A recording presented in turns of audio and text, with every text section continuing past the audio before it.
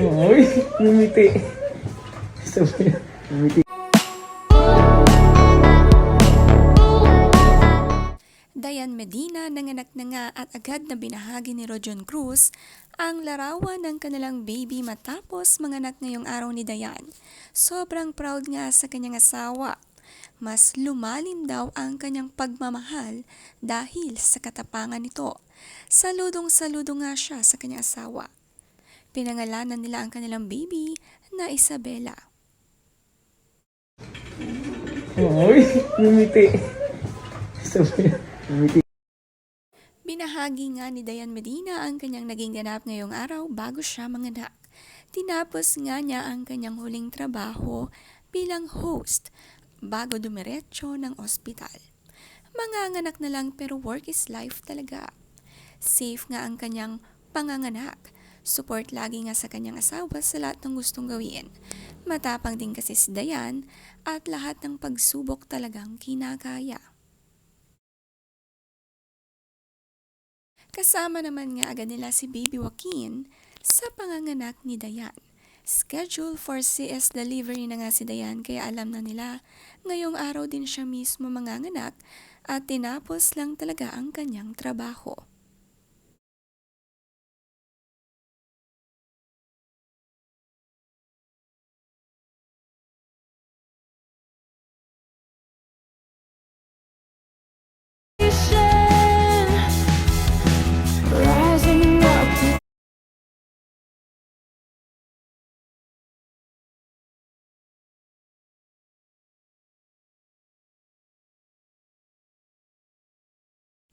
Sabi ni Rojon Cruz, 17 years na tayo today simula nang sinagot mo ako wifey.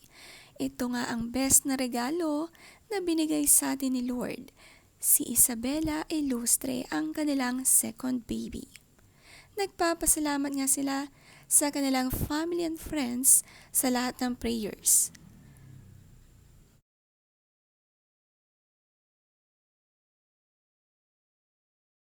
Si Isabela nga ang answered prayer ng mag-asawang Dayan Medina at Rojon Cruz.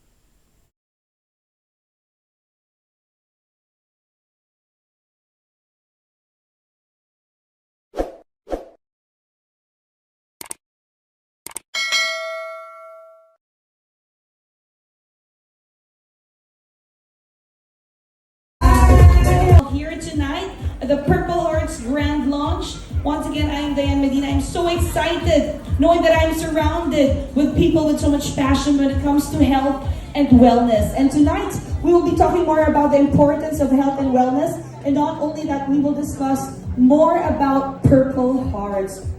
So tonight, we're not only just going to celebrate the success and achievements of Purple Hearts, but also this is a way of saying thank you to all our dear guests, celebrity moms who are here tonight, to all our experts, doctors, all our guests. Maraming salamat po. Hearts, it is actually brand or flagship brand of Love Crisel and Siblings Company. They have two products, the Fruity Boost and the Veggie Boost. Their goal actually is to provide a Filipino family or household good quality and super affordable food supplement. That is why tonight we are here to create more awareness about it. And did you know that 1 out of 3 children, based on research on year 2019, that they're stunning. Ano ba yung stunning na tinatawag? The children are actually small for their age. Ito naman nga ang huling trabaho ni Dayan, nag-host sa isang special event. Nakakahanga talaga bilang 38 weeks pregnant, linggo-linggo na may trabaho.